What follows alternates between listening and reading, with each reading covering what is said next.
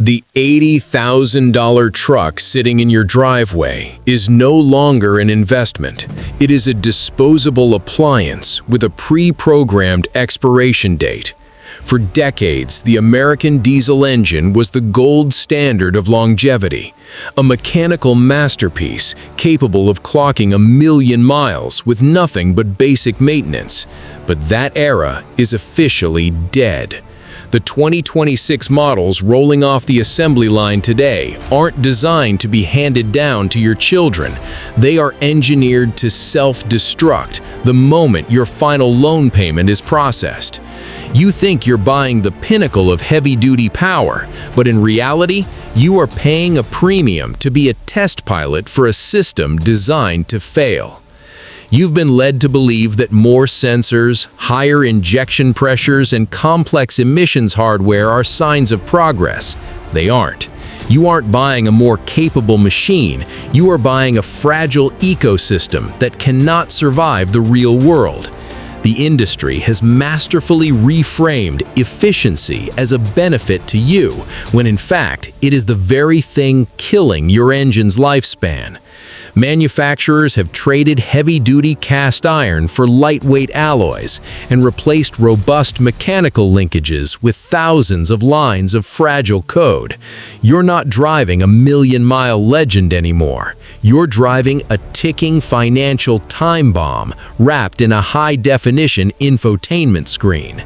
The escalation of this disaster starts deep inside the block.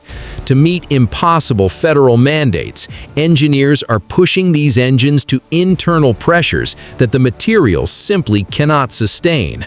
We are seeing high-pressure fuel pumps that turn into glitter factories at the first sign of poor quality fuel, sending metal shards through the entire system. We are seeing turbochargers that run so hot they bake their own bearings into charcoal before 100,000 miles. But the worst part? The complexity of the after-treatment systems. These components are now so integrated into the engine's brain that a single faulty sensor in the exhaust pipe can put your $100,000 dually into limp mode, leaving you stranded on the side of the highway with a trailer you can no longer pull.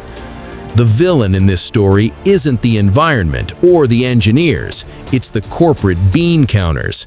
They realized that a truck that lasts 30 years is a nightmare for their quarterly earnings.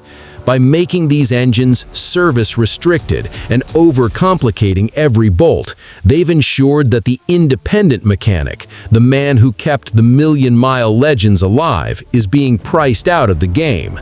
They benefit from your failure. Every seized engine and every $5,000 sensor replacement is a win for their service departments. It is a deliberate shift toward a subscription-based ownership model, where you pay for the truck today and keep paying for it every single month just to keep it running. Take a look at the latest 2026 technical service bulletins. We are seeing catastrophic valve train failures at 45,000 miles.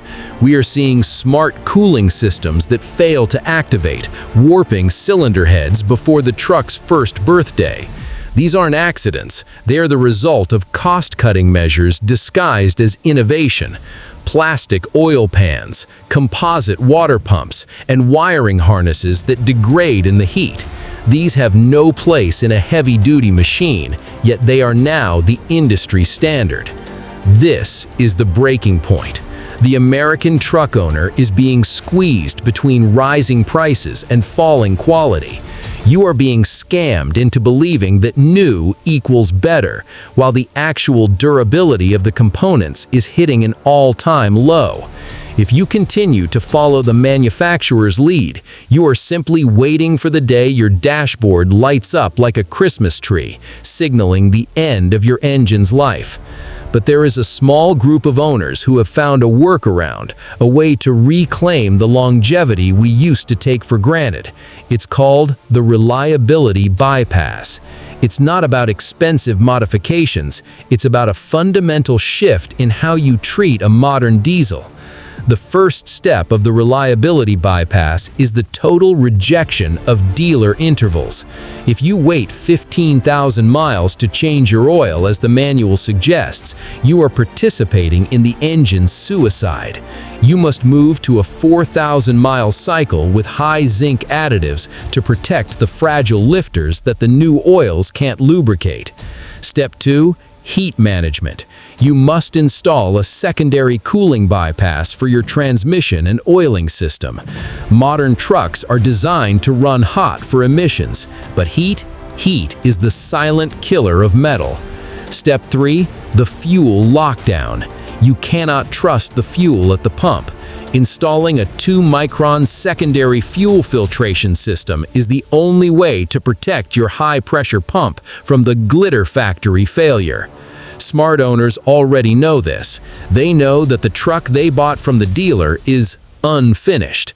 They treat the factory spec as a starting point and immediately correct the intentional flaws left behind by the manufacturers. They aren't victims of the death of the million-mile diesel. They are the ones still on the road, while everyone else is sitting in the dealership waiting room. You have a choice to make before your odometer hits 6 figures. You can trust the system that wants you to fail, or you can take the steps to protect your investment. But remember, the engine isn't the only thing they've compromised. There is a hidden digital kill switch being integrated in the 2027 navigation systems that can revoke your towing capacity based on your driving habits.